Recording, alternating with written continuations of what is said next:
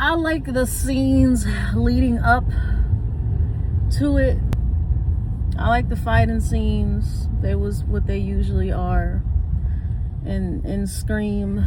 I like how they tried to make it seem like just for a second that this man never died.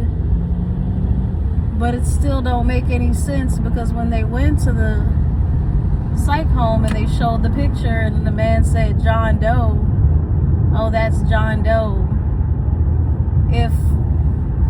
If he never really came back to life, or he was dead this whole time, then who was that man at the psychiatric hospital talking about when they showed the picture of Stu?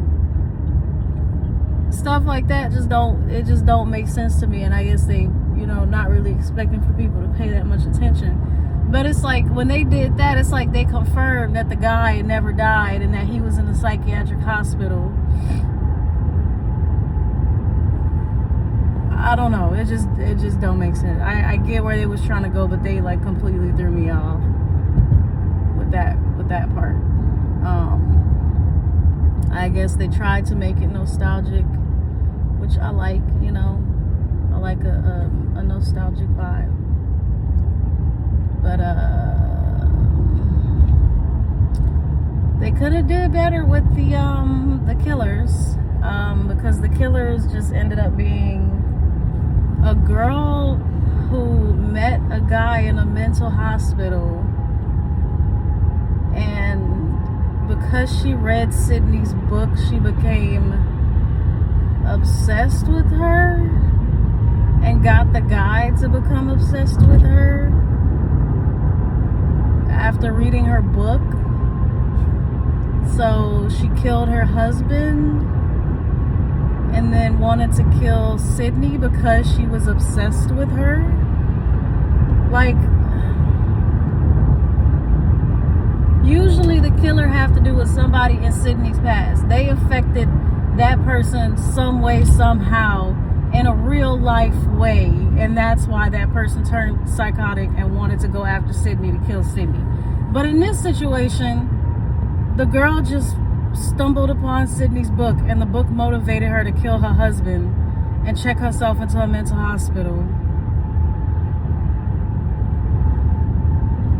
And coerce a man to help plan and kill Sydney and her family. They just fucking everything up.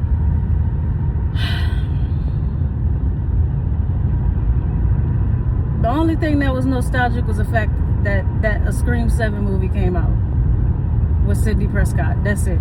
Other than that, everything else that's behind it. Do you have any input on I can barely talk. Okay. I don't know. I mean, I don't know. I'm not that big of a Scream movie buff as you were. Yeah. I mean, Scream, my bad. Yeah, because I've seen all.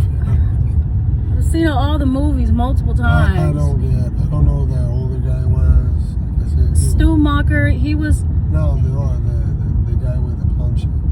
The guy with the what? With the blonde chick, the killer. Okay, so that old guy, that was nobody.